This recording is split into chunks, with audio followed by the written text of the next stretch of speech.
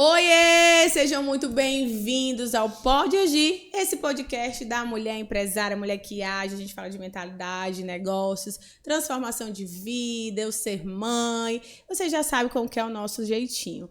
E a convidada de hoje, minha gente, ela tem várias habilidades vindas dos céus mesmo. Então vocês vão conhecer a história dela, como que ela leva a vida dela no dia a dia como empresária, como mãe e outras coisas mais. Não vou falar muito para vocês já não saberem. Mas solta a vinheta que vocês vão já conhecer ela.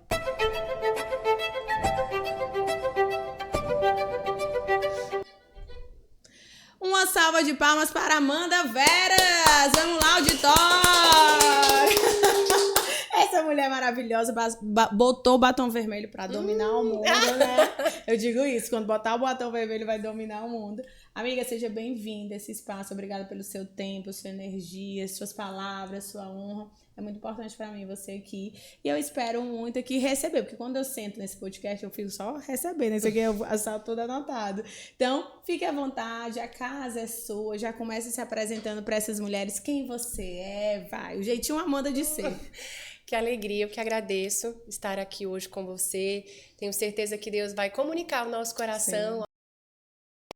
Bom, para você que não me conhece, Amanda Veras, serva de Deus, filha amada. Sou casada com a Alciomara há 18 anos. Temos 2 filhos, o Heitor, 2 adolescentes. Minha casa agora é de adolescentes. O Heitor de 14 e o Rafa de 12. E eu atuo profissionalmente dentro da esfera do cuidado com a saúde mental, tanto no atendimento clínico quanto na gestão do Instituto Vida, Otimismo e Propósito, o VOP. Uau, gente, tá vendo aí?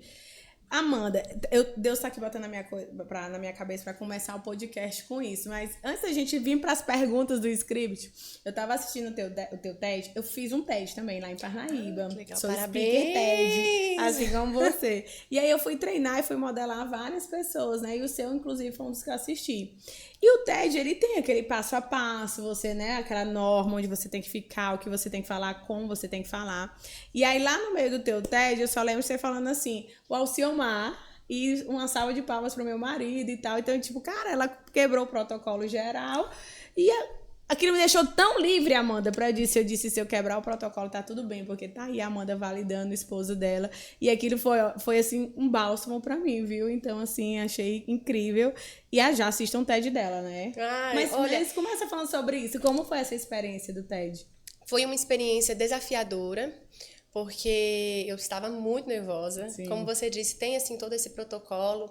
E tinha uma pessoa que me inspirava muito, que é a Brené Brown, né, que me inspira. Ela é uma grande pesquisadora, ela fala muito sobre a questão da vulnerabilidade, sim, da vergonha.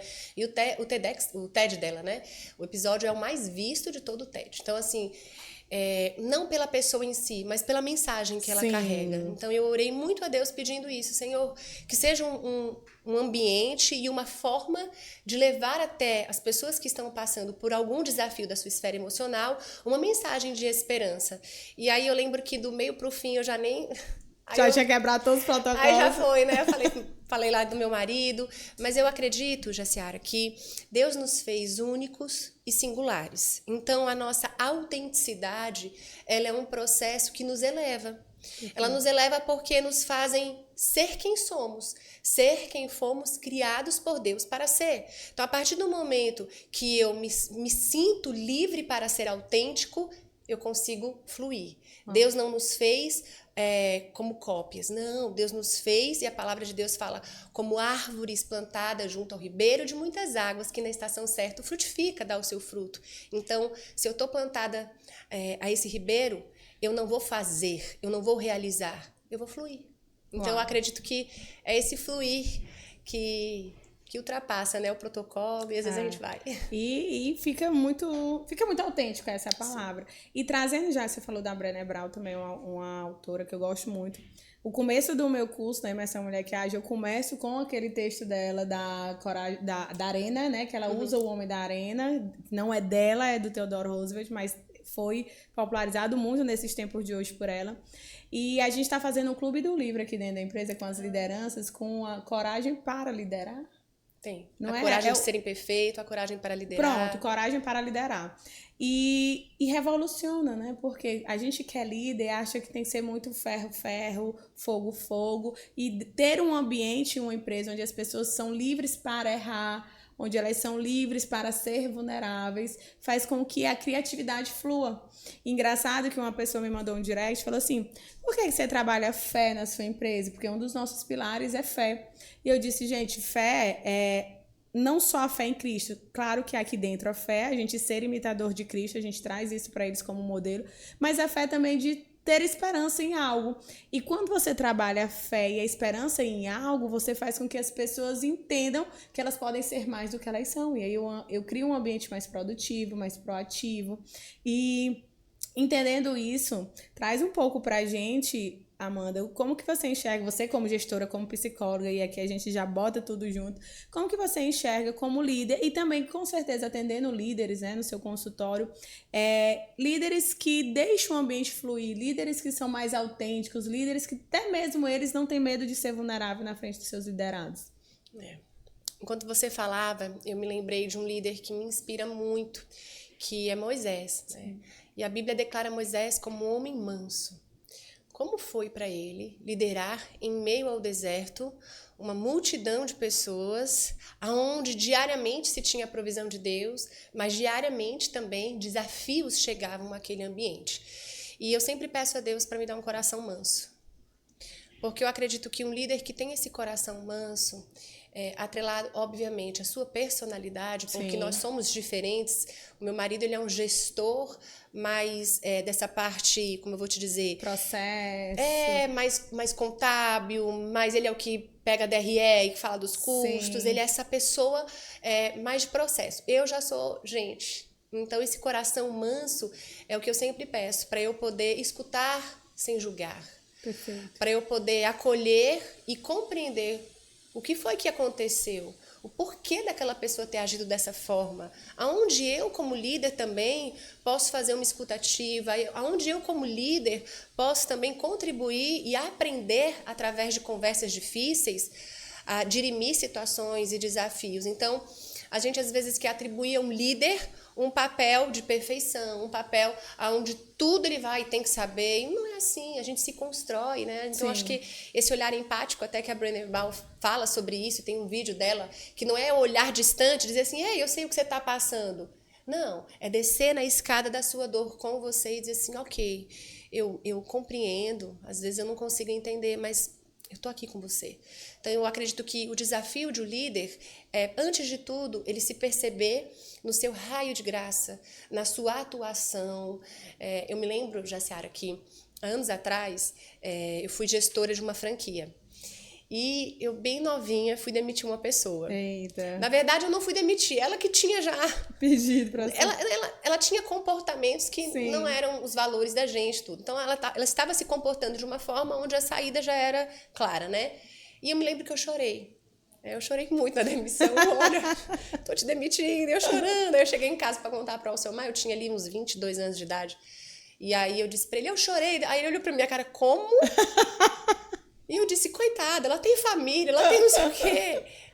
E eu sempre peço a Deus para que hoje, né, quase 20 e tantos anos depois, eu consiga perceber o outro, eu consiga ajudar o outro, eu consiga dar liberdade para o outro decidir se permanece ou se vai, mas acima de tudo, a maturidade de ter esse coração manso, porque eu acho que a partir do momento que a gente não sofre com os que sofrem, não de modo algum, não tem uma separação, aí eu Amanda, né, eu não consigo. Então, eu acho que tem que ter a maturidade, sim, tem que ter essa visão, a percepção, saber o seu raio de graça, saber a sua personalidade, o seu jeito, mas, acima de tudo, sempre ter compaixão. E trazendo isso, né, do coração manso, da compaixão, isso é um dos frutos do Espírito, domínio próprio, mansidão. E você, como psicóloga, sabe que temos perfis comportamentais diferentes. Então, como que você acha que aquela pessoa que é mais dominante, mais focada também ali em resultado, em tarefa, como que ela pode trabalhar para ela ser esse líder mais manso? E muitas vezes também, como esse líder que é mais pessoas, que a gente tem os líderes com tendência mais a pessoas, eles também possam trabalhar para trazer um pouco mais do resultado. Como que a gente equilibra isso? Vamos lá. Essa caneta ela foi criada para um propósito, né? Se eu pegar essa caneta aqui e tentar assinar, ela tem forma de caneta e ela escreve, mas ela não escreve em papel.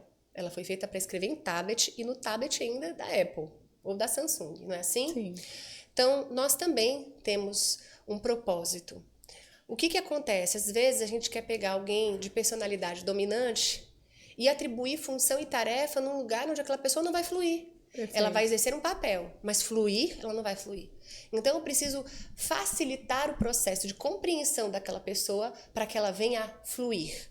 Acho que o grande erro, principalmente nas contratações, lá no Instituto VOP nós temos a parte de business, Perfeito. que é dentro da psicologia organizacional, onde a gente tem todo um escopo de RH para admissão de colaboradores. Então, durante os processos de entrevista, de acordo com a necessidade da empresa, a gente precisa reconhecer que aquela pessoa ela carrega uma personalidade, ela carrega um nível de influência, ela carrega habilidade, dom. Então, existem testes específicos que são aplicados para que a gente possa direcionar aquele indivíduo para que ele venha fluir da maneira correta no lugar aonde ele foi chamado, onde a habilidade, o dom, o talento dele vai ser fluido e não engessado. Então, às vezes a gente perde tanto tempo querendo desenvolver alguém que não está no lugar certo, que não está naquele lugar que ele vai fluir.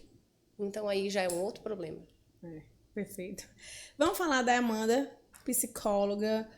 Como foi assim que você escolheu a psicologia? Você sempre quis ser psicóloga? Como que foi isso? Eu fiz transição de carreira. Então, minha primeira formação foi em Direito. Passei na OAB, mas nunca me identifiquei. Na verdade, assim, eu venho de uma família muito humilde, de origem muito humilde, onde apenas um tio meu, do lado materno, tinha formação em nível superior. Os demais, não. Então, o tio virou o modelo. Se o tio deu certo, a gente vai dar certo. E se o tio fez direito, a gente vai fazer direito também. Então, eu e um outro Provavelmente primo... ele era o tio ali que já tinha mais recursos, Exato, né? ele era Uma casa concursado. melhor. E aí ele era a nossa referência. Eu falo Sim. nossa porque éramos eu e meu primo. Nós temos um mês de diferença. E a gente terminou o terceiro ano, fez o vestibular, passamos para Direito na Universidade de São Caetano do Sul. E lá eu fui fazer Direito. Primeiro ano eu vi que não era o que eu queria. No segundo eu tive que ter certeza. No terceiro, Deus me ajuda a terminar. Quarto passou, quinto, né, casei, vim para Teresina, terminei o último período aqui, mas não fluí. A história de fluir, né? Eu não me imagino advogada, não deu certo. E apesar de tudo isso, o direito ele foi importante na minha vida. Sim. Porque ele é um curso que te traz conhecimento e que te faz ter uma dinâmica de leitura muito boa. Então, eu sempre gostei de ler. Bom, quando eu casei e vim para Teresina, eu vivi um processo de transição de cultura, de várias coisas. Eu trabalhava no extinto Unibanco. Sim. E vim para cá numa outra instituição bancária. Fiquei atuando 6 meses, terminei a faculdade e logo vi que eu não iria fluir na área, né, do direito.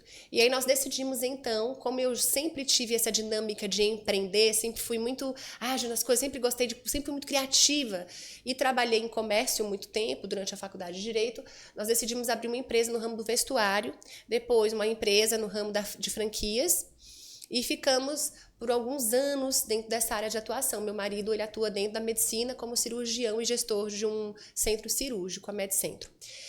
E aí o que aconteceu? Né? Em 2015 nós tivemos um advento, eu fui acometida por um câncer de intestino. O primeiro livro fala sobre isso, tem um canal no YouTube que eu compartilho. Se você conhece alguém com algum desafio oncológico, assista, é uma mensagem de fé e esperança.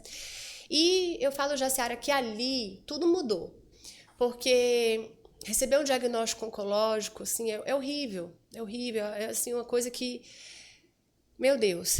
Mas eu me lembro que de repente eu me via sem mais nada do que eu fazia. E foi nessa época que eu comecei a descobrir quem eu era. Porque até então eu me enxergava pela função e não pela essência e pelo propósito. E foi necessária a aplicação de um processo de me reinventar para que eu pudesse perceber quem eu era. Então, quando eu tive o diagnóstico oncológico, eu fui submetida a uma cirurgia muito invasiva, né? E usei bolsa de colostomia, tomei quimioterapia e Deus foi tratando o meu coração. Então, sou muito grata a Jesus por tudo que aconteceu. Meus meninos eram pequenos, né? Foi em 2015. E eu me lembro que um dia eu estava em casa e eu acho que eu estava terminando as quimioterapias. E eu me lembro que eu estava deitada e eu comecei a conversar com Jesus. Acho que daí que veio as conversas com Deus. Eu converso muito com Ele. E eu estava deitada, eu tinha neutropenia, eu estava em nível de desnutrição, não comia, bem fraquinha. E eu me lembro que eu disse assim para Deus, Deus, e agora? De repente você está vivendo isso, né? O que eu vou fazer da minha vida? Porque parecia o fim de uma estação. E eu não conseguia enxergar o que viria depois. Eu acho que o câncer é como uma viagem, o diagnóstico do câncer é como uma longa viagem, onde o fim, a finitude da vida se aproxima. Aí ela bate. Oi, eu sou a vida, eu tenho começo, meio e fim. O que é que você vai fazer dela? E aí você troca a lente.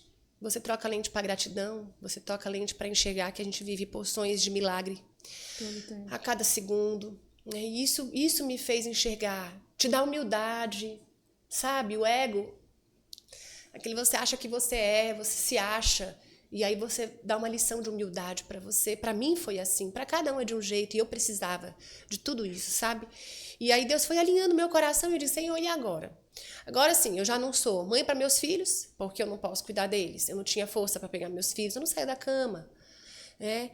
Eu não sou esposa, eu não sou mulher para o meu marido. Como é que vai ser? Olha as minhas concepções.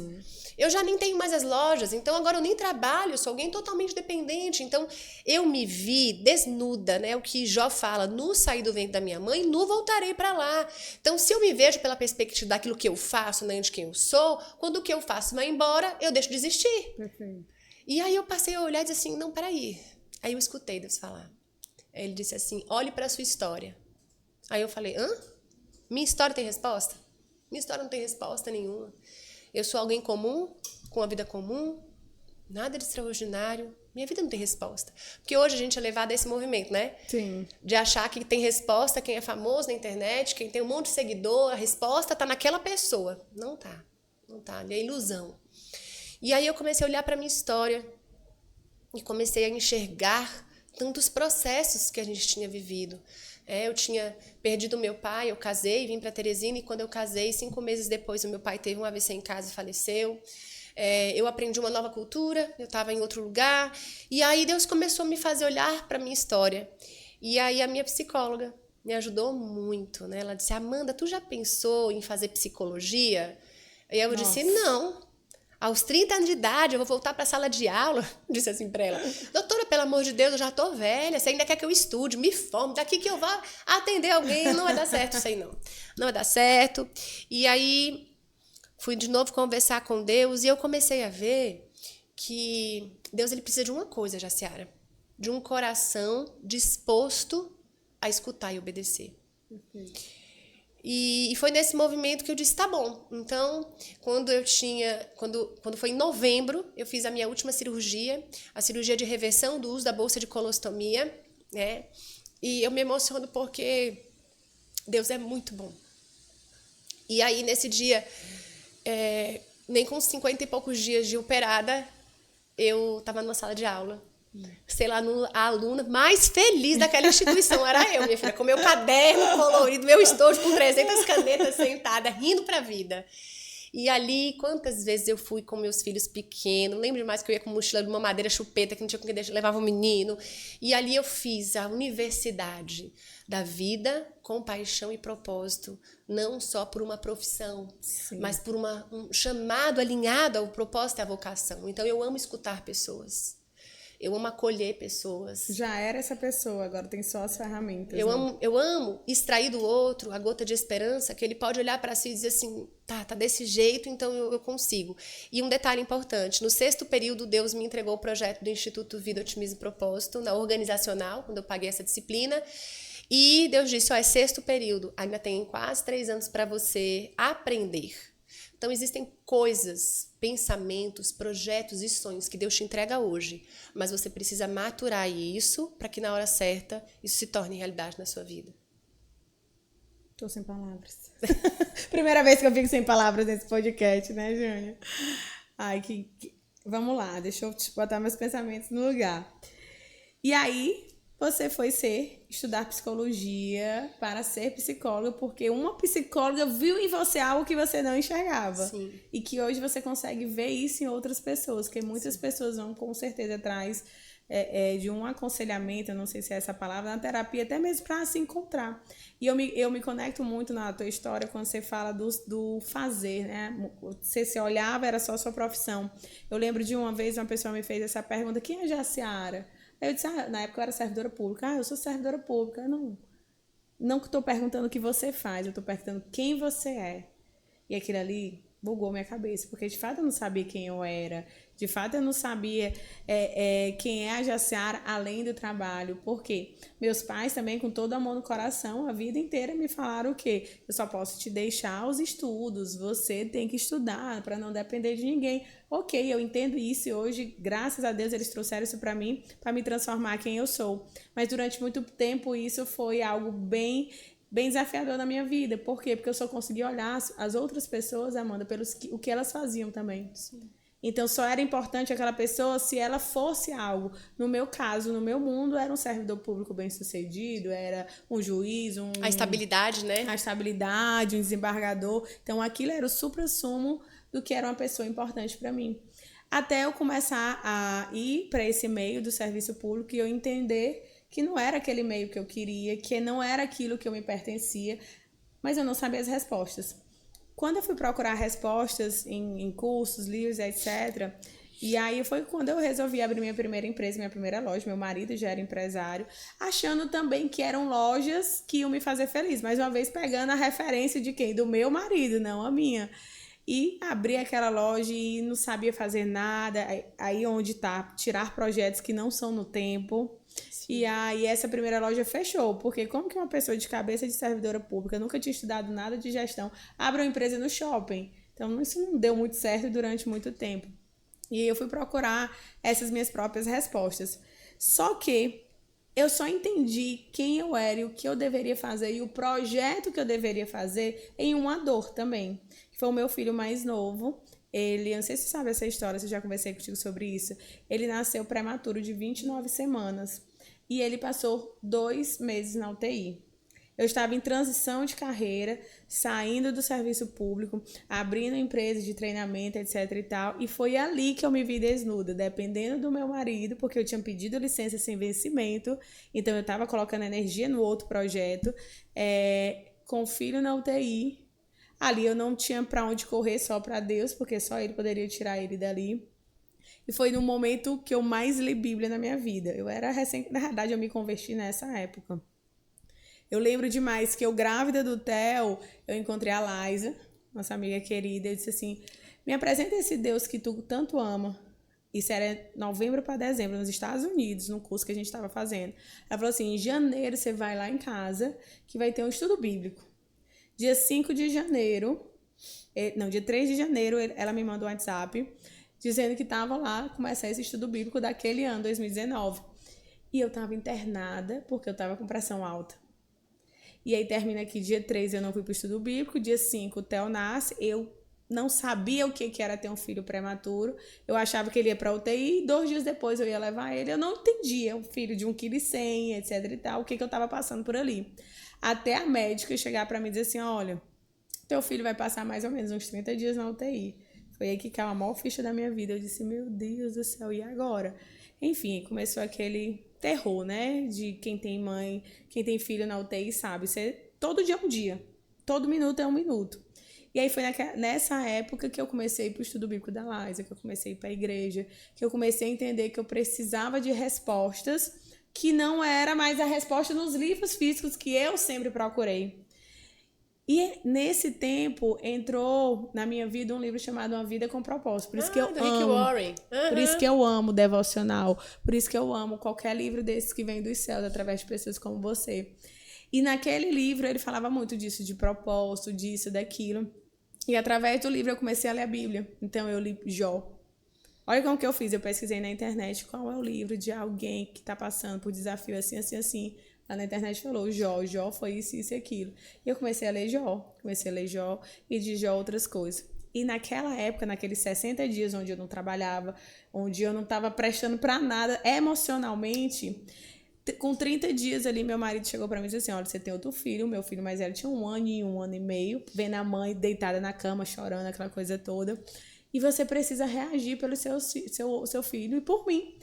E eu não me sentia digna de sair de casa com meu marido, com meu filho, enquanto meu outro filho estava na UTI. Essa era uma confusão gigante na minha cabeça. E terminou que com 30 dias ali, 32 dias, ele sai da intubação, passou 30 dias entubado, e ele começa a ir para aquele CPAP. E aí é como se fosse um fôlego, né? Uma fé, uma esperança. E aí Deus foi fazendo. E nesse processo de 60 dias, foi muito forte quando Deus falou para mim, quantas mulheres estão passando por desafios nesse momento e desistem dos seus sonhos.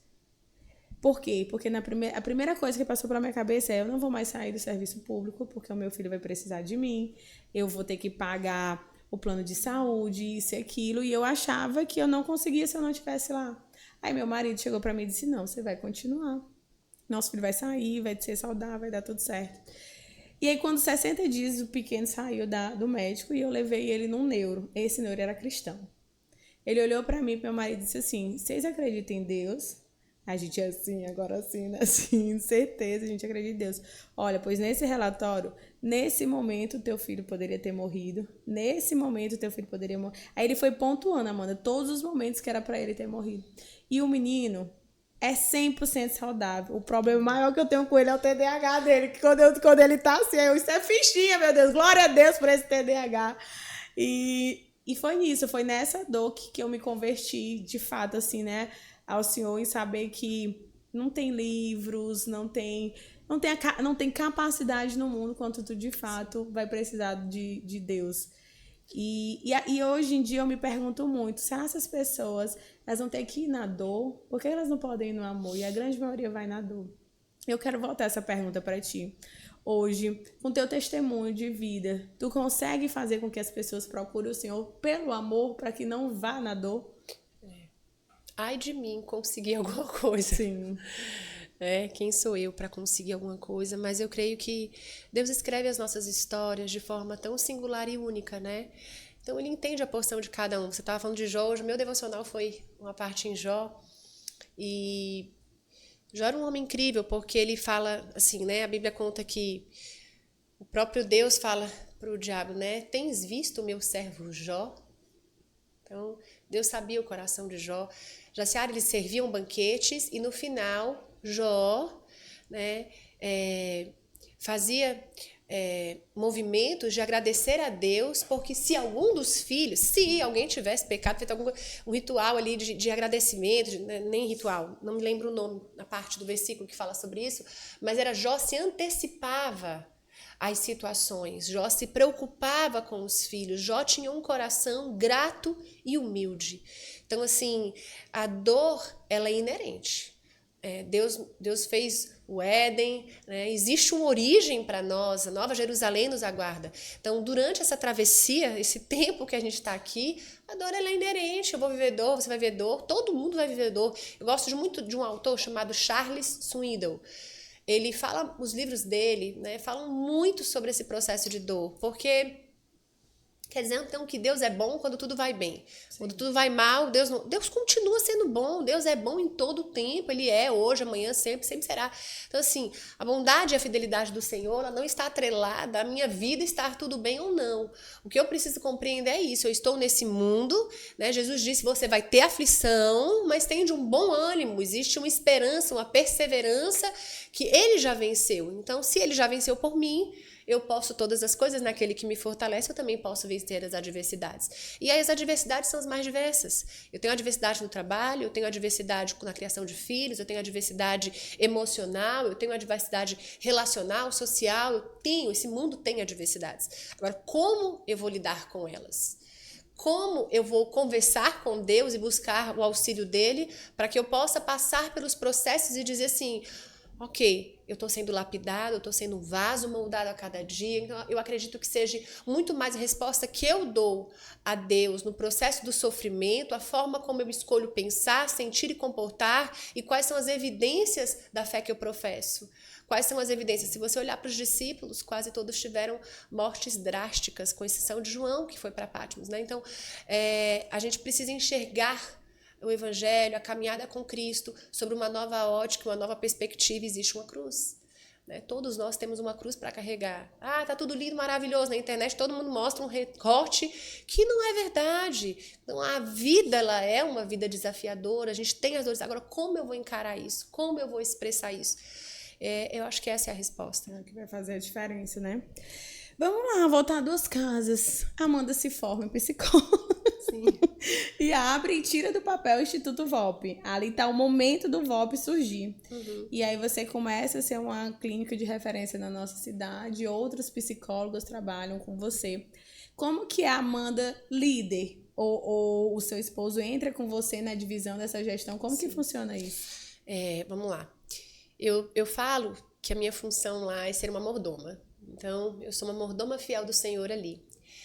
Nós estamos completando agora no mês de outubro de 2025, 4 anos de existência, né? E 4º ano foi um ano de alinhamento, um alinhamento a começar em nós.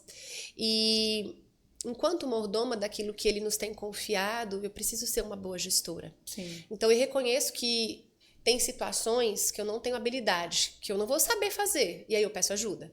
Então, eu falo muito pro meu marido, olha, essa parte de resultado, de gestão, eu quero aprender, mas não vai ser a minha área de atuação. Minha área de atuação é pessoas. E o que eu entendo? Gente, eu não sou dona da verdade. Eu tô aprendendo, todo dia eu tô aprendendo um pouquinho, toda hora. Né? Eu tô aprendendo aqui com a sua história, com a sua linda história. Então, obrigada por ter compartilhado ela. Bom, dentro dessa parte de gestão, eu cuido de pessoas e aprendo com ele sobre números, e ele cuida de números e me ensina também sobre pessoas. Meu marido é um grande gestor. E a gente vai tendo essas trocas, errando, aprendendo, mas buscando sempre conhecimento. Então, a gente fez nos 2 últimos anos muito cursos de gestão. Uma dica que eu dou, né? A gente passou muito tempo fazendo curso, era G4 Educação, era o acelerador empresarial, era não sei, 1 milhão de cursos. Mas não adianta fazer o curso se você não aplica. Então, foi um erro muito grande que a gente teve na época de investir financeiramente. Que são cursos altos, né? O valor. Isso. E eu, na função de psicóloga, porque eu atendo como psicóloga clínica também, que é diferente da gestão, estou aqui hoje falando de gestão. Né? Me dividir, me multiplicar, querer fazer todas as coisas. Até que chegou uma hora que eu disse, ok, não vai dar certo. Então, eu reduzi minha carga horária de atendimento. Então, hoje eu atendo bem menos, ainda como psicóloga clínica, mas eu atendo menos e eu fico mais na função da gestão. A gente gere hoje tanto o Instituto VOP quanto a Medicentro, que é um centro cirúrgico. Entendi. Então, permeiam as 2 áreas. Acho que dá muito certo e é bem desafiador, porque é lidar com o marido, né? Então, às vezes, eu respiro, eu saio, aí eu digo, vamos conversar sobre isso depois. Dicas práticas, né? A gente não leva para casa o que é do trabalho. Como assim? A gente fez isso muito tempo, levando para casa lá pasta, mais tarde a gente vai conversar sobre isso aqui lá em casa. E aí a gente cometeu um erro grande. Né? Os nossos filhos recebiam do nosso resto, porque cansado do trabalho, ainda levava trabalho para casa. E aí Deus falou um dia comigo, filha, aqui não é lugar de resto. Aqui é o lugar de primícia. Sua família é lugar de primícia. Então a gente passou a entender isso. Vamos falar de número, vamos falar de gestão? Lá na empresa, no horário tal. Em casa é pai, mãe, Amanda, mulher, marido, esposa, filhos. Esse ambiente a gente vai aprendendo, né? Com grandes gestores, com grandes pessoas, com vocês aqui. A gente vai enxergando que o outro já está num processo adiantado e a gente ainda não. Olha, estou com dúvida nisso, como é que eu posso fazer? Gerir na área da saúde mental, gerir na área da saúde é desafiador também, porque você está lidando ali com um sofrimento existencial, psíquico, uma dor que é uma dor fragmentada no âmbito emocional, mas uma dor que é física. Sim. Alguém que se quebrou, machucou, está ali. Você imagina o filho que quebrou o braço, a perna, alguém que está precisando de um procedimento cirúrgico de emergência. Então, envolve outros fatores. E aí a gente está nessa jornada de aprendizado, posso dizer. E eu costumo dizer que quando o casal se alinha na gestão de negócio, a gente cuida, né, de casais empresários também, a gente tem uma mentoria chamada Legado, que eles entendem, como você gosta de falar, o seu raio de graça ali, o seu perfil, onde eles fluem, que eles conseguem se alinhar, o negócio voa de uma forma fenomenal, porque é a mesma missão, a mesma visão, já são casados, mas esse ponto que você falou é completamente certo. No trabalho, vocês são gestores. Em casa, você é marido, mulher. Até porque, Amanda, quando eu chego em casa, a primeira coisa que eu faço é tirar meu salto. Tiro minha maquiagem, eu boto o meu pijama e eu quero ali deitar com eles no chão, eu quero montar o quebra-cabeça. Porque imagina se eu for todo tempo a gestora dentro de casa e vice-versa. Então isso tem que ficar muito claro na nossa mente que trabalha com o esposo, porque senão uma hora isso pega. E me fala uma coisa, vocês ainda na área da saúde. Então, seu marido médico, você é psicóloga, e na área da saúde não tem muitos cursos de gestão para a área de vocês. A minha empresarial, sempre isso é muito comum, né? Varejo, essas coisas. Então, vocês vão ter que aprender bem fora ali, que muitas vezes o médico tem a cabeça mais fechada, né? Na área da saúde, por quê? Porque eu tenho que ser boa psicóloga, eu tenho que ser bom médico, isso me basta. Isso me bastava antes, mas hoje o mundo está mudando, veio a rede social, veio o marketing digital. E como que vocês enxergam isso hoje? Você usa o marketing digital muito bem para a sua área, eu vejo também que a Alciomar tem uma presença digital muito forte. Hoje vocês enxergam isso como potencializador? Quase não sai. Eu acredito assim, que tudo é uma construção. Então, a Bíblia fala que antes de você construir algo, você precisa projetar aquilo para que você veja se ao término você vai conseguir vencer o processo. Você vai ter o que você necessita para terminar, né? Deus não nos fez obras inacabadas, então não comece uma obra sem você saber se você vai conseguir concluir ela. Não, espera aí, volta duas casas. Então eu tenho que visualizar esse processo, visualizar para onde eu tô indo. Isso. E eu preciso entender o que eu tenho que fazer para chegar até lá e se eu sou capaz, ou enfim, ou se eu vou abraçar esse projeto. Porque assim, Jaciara, hoje nós temos assim 2 programas de mentoria, né? Que não são o ano todo, é um período do ano pelas demandas. Então, eu fui entendendo, eu não vou conseguir dar conta disso. Então, sempre quando é outubro, novembro, a gente lança esse produto, né? Que é um programa de empreendedorismo para profissional da saúde mental. Olha aí, tá vendo? Ele é um evento único. Então, vocês já estão sabendo, minha gente. Faço uma vez no ano. E com aquilo que a gente foi aprendendo ao longo desse tempo, a gente faz uma mentoria de 3 ou 6 meses, depois encerra e eu tenho uma janela de descanso. O que eu entendi durante essa caminhada? Muita gente quer empreender. Certo. Muita gente tem a habilidade de negociar, de ter ideias extraordinárias, mas não entende a essência do seu propósito. Perfeito.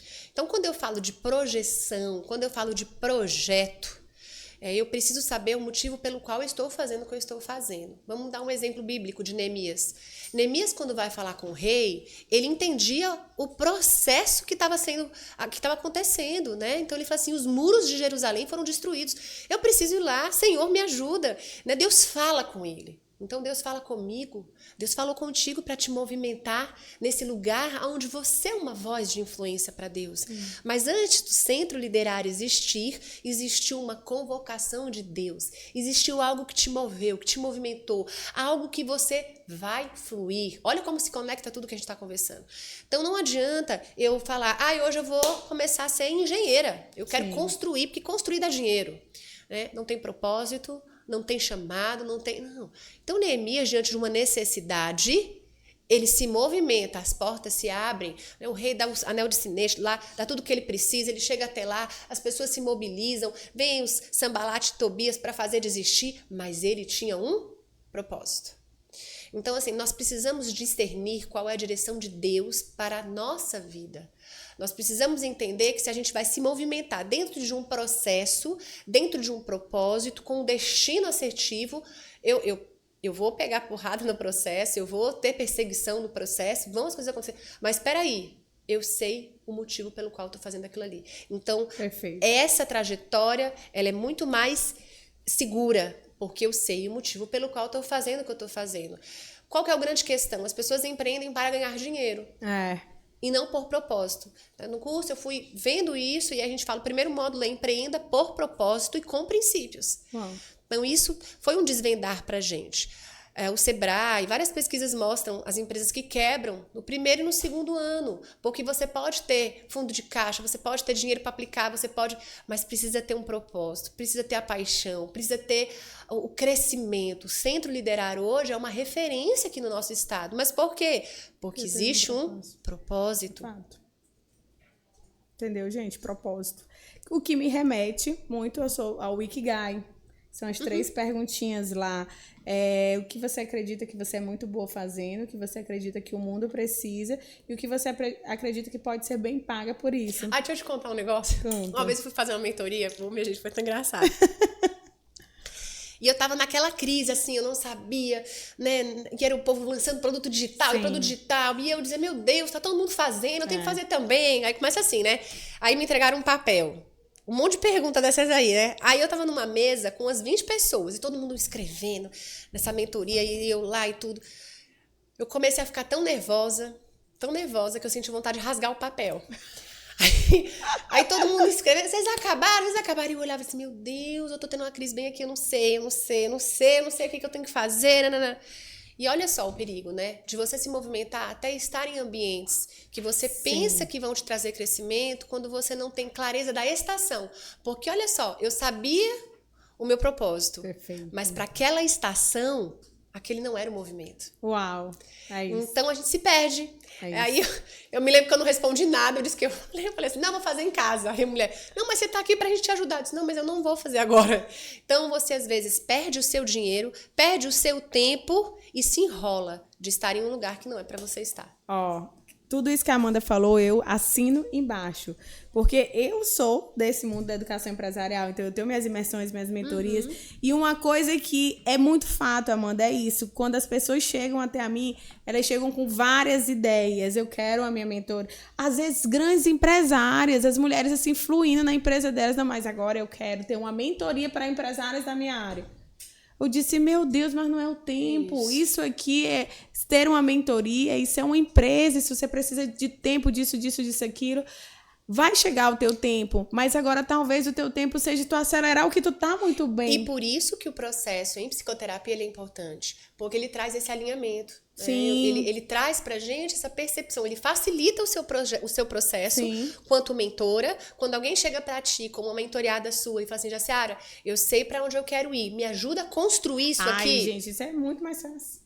E pensando nisso, hoje dentro da mentoria, a gente tem uma vez por mês uma sessão que a gente chama de sessão de destrave com uma psicóloga, a Caruana, a psicóloga, para ela trazer essas perguntas. Por quê? Porque é isso, a pessoa tá fluindo, já é uma empresária muito boa e tal, mas agora eu vou lançar um produto digital. E o que eu penso assim, como você fala, eu também faço vários cursos e não sei se tu percebeu isso, mas cada mentor que a gente escolhe para ser mentorado, ele tem um processo de vida dele. Sim. Aí vamos supor, ele vende lá a mentoria de alto ticket. Esse aqui vende a recorrência. Esse aqui vende que você tem que escrever o seu livro. E ele vai defender aquela ideia dele. Isso. E você vai enlouquecer porque você acha que a ideia dele é a sua ideia. E se você não entende quem você é e o time que você tá, seja no seu negócio, na sua vida, você vai meter os pés pelas mãos. E aí vai gerar burnout, ansiedade, isso que você sabe muito melhor do que eu. Exatamente. Muito bom isso você ter trazido. E aí, Amanda, você é uma escritora de mão cheia, uma escritora dos céus, né? Tem aí acesso direto a Deus. E eu sou uma leitora fervorosa dos seus devocionais, dos seus livros. Fala pra gente como foi esse processo de escrever. Tipo, você já falou que você adora ler, mas agora eu vou escrever, você é uma escritora. Como que foi isso? Eu sempre fui a menina que gostava de escrever. Então, eu sempre tive diário. Sempre fui aquela que escrevia como eu me sentia. E eu falo que o processo da escrita, ele fluiu de uma maneira muito graciosa de Deus. Assim, eu não me vejo como uma escritora. Engraçado. Até o devocional desse ano, eu acabei de fazer um stories vindo pra cá falando, gente, foi um devocional gerado de muita lágrima. Eu dependo de Deus. Eu dependo da graça dele, para poder escutar o que o céu está falando e, por uma misericórdia, pela graça dele, né, escrever. Eu nunca fiz um curso. Escreva bem, escreva. Por isso que eu digo que é graça de Deus. Eu não mereço, não sei. O primeiro livro foi assim. Então, eu sempre fui aquela que escrevi. Quando eu recebi o diagnóstico, a escrita ela é terapêutica e ela me ajudou a superar os desafios. Então eu escrevia muito, eu me escrevia como eu me sentia, eu escrevia as vitórias. Hoje foi um dia bom, né? Eu não me senti mal, não tive náusea, não tive enjoo, e eu comecei a escrever. Aí eu participei de um curso de uma editora que dizia como escrever um best-seller. E nesse curso, eles trouxeram diversos autores de renome e cada um falava sobre o seu processo de escrita, sobre o seu processo criativo. E durante esse curso, eu fui descobrindo que, na verdade, eu já tinha um monte de coisa escrita.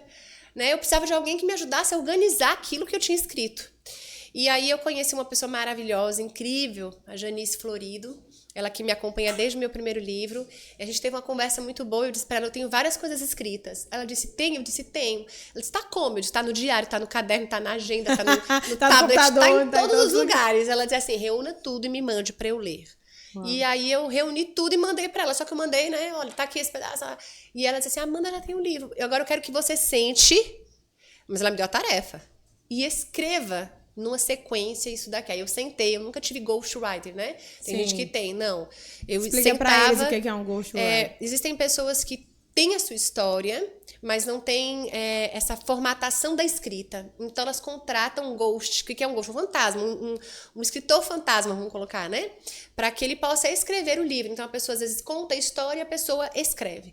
Não. Aí nesse processo foi o primeiro livro, esse aqui, Você Só Vive um Milagre Quando Não Desiste, onde eu comecei a escrever e contar. Então, veio desde a memória afetiva, de como começou a minha vida, os desafios, a superação. Então, ele não fala do câncer, não. Ele é uma história de superação. Não. Todos aqueles que estão enfrentando algum desafio na vida, o livro Você Só Vive um Milagre Quando Não Desiste, são porções de esperança. E aí, lançamos esse primeiro livro, foi uma escola para mim. Foi uma escola porque eu tinha muita expectativa, né? Aquela coisa. E aí Deus olhou e disse assim, peraí, garota, você precisa aprender um pouquinho mais. Nossa. E aí foi um processo, né, pessoal muito grande, onde Deus me deu um chacoalhão mesmo. Sabe quando os frutos estão tudo caindo no chão, você olha e diz, epa, mas é por amor que eu tô fazendo isso com você. E aí Deus me trouxe um período de muita reflexão pessoal, aonde nasceu o devocional de 21 dias, né, pela editora Ciranda Cultural, Selo Príncipes. O devocional eu falo, Jaciara, que eu escrevo o que eu vivo. Eu não consigo escrever uma coisa que eu não tenha passado ou sentido, né?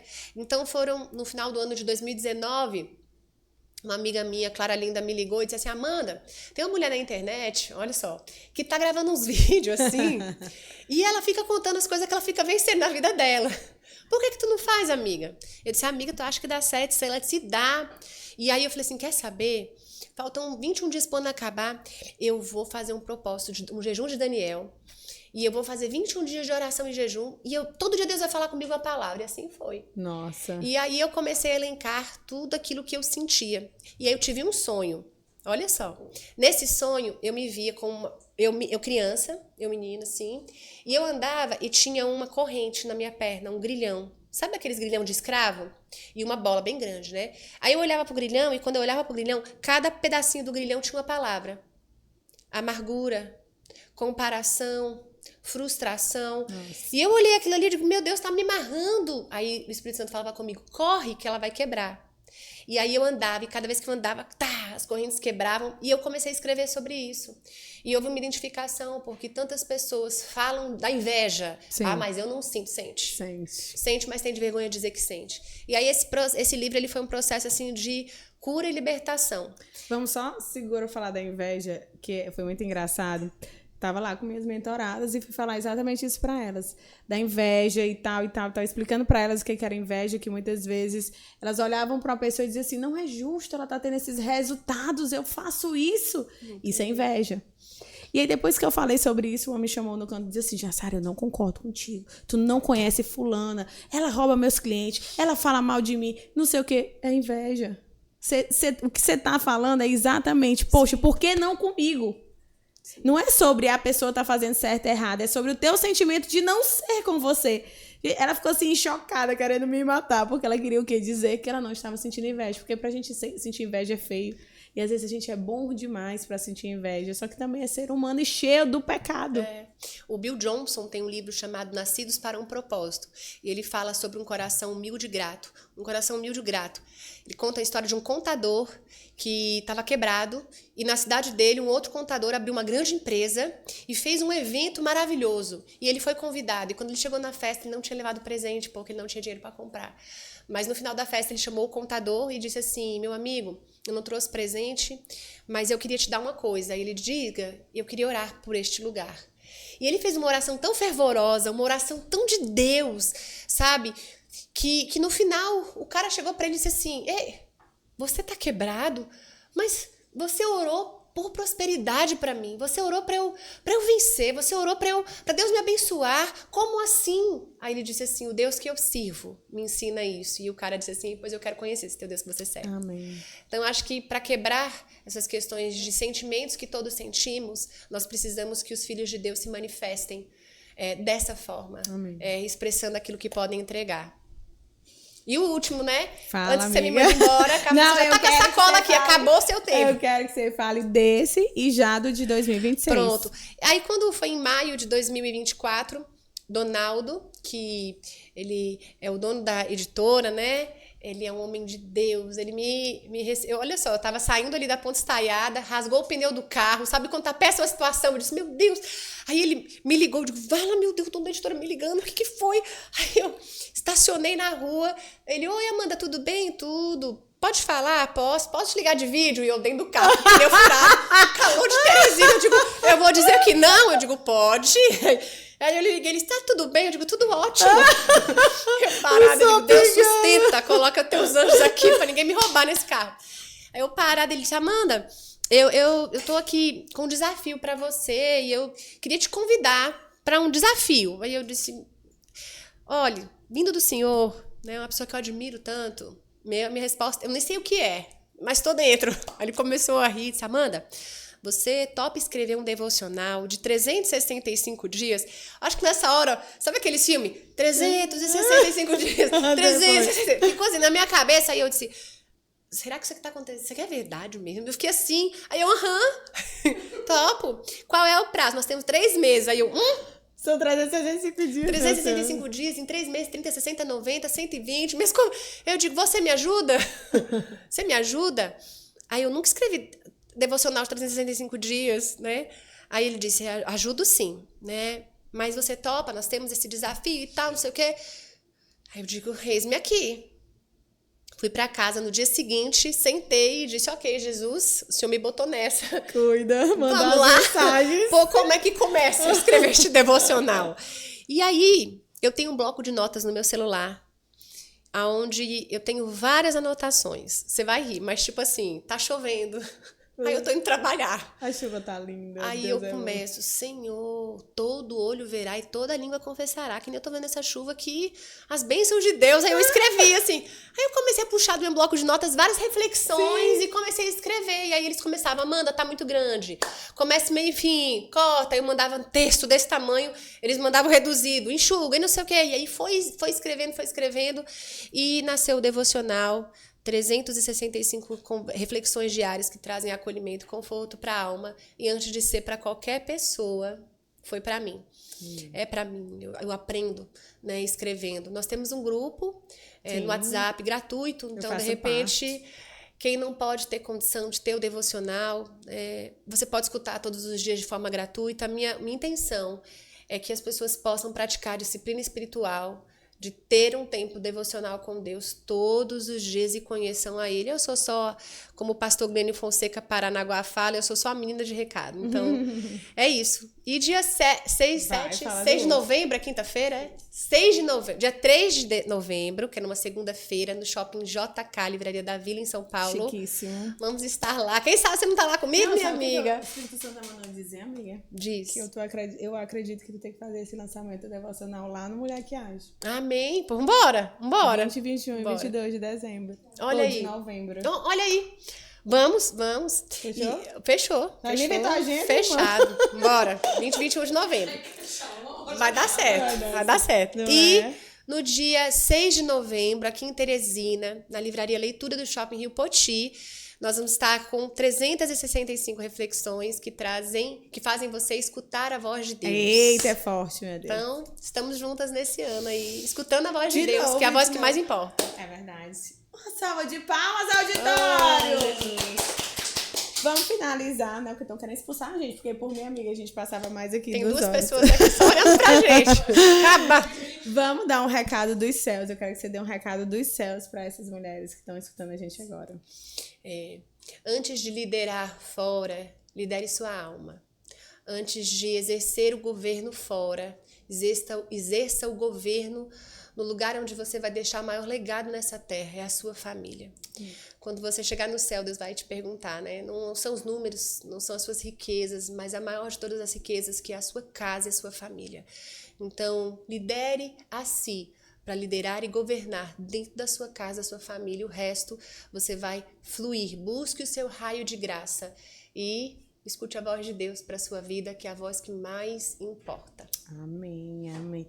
Eu não vou complementar, né? Mas só para alinhar mais ainda, quando você é uma influência dentro da sua casa positiva, nos seus filhos, seu marido, com você mesma, óbvio. Quando você vai para sua empresa, que tem os seus liderados, enfim, seus clientes, você é muito bem mais vista. Então, as pessoas, elas têm prazer de estar perto para uma mulher que é de verdade, né, de congruência. E eu quero lhe agradecer, né? Dizer que eu lhe admiro pela mulher forte que você é. Tem uma palavra que outro dia eu estava conversando com meu esposo a teu respeito, e dizendo quão bonita é a sua trajetória. E aí ele disse assim, ela é uma mulher que age, porque ela é executora. Ela tira sonhos do papel e traz como execução. Então, que Deus abençoe, que você continue sendo essa mulher que age e inspirando tantas outras, assim como me inspira também a agir. E que não nos perdamos da nossa essência, Amém. dos nossos filhos, do nosso marido, que é o mais importante. Amém. Ou seja, uma amiga falou o seguinte, Jace, se eu pudesse dar uma palavra para mulher que age, ela falou assim, toda vez que alguém te perguntar, tu vai falar assim, olha, mulher que age são para mulheres que não querem mais reagir.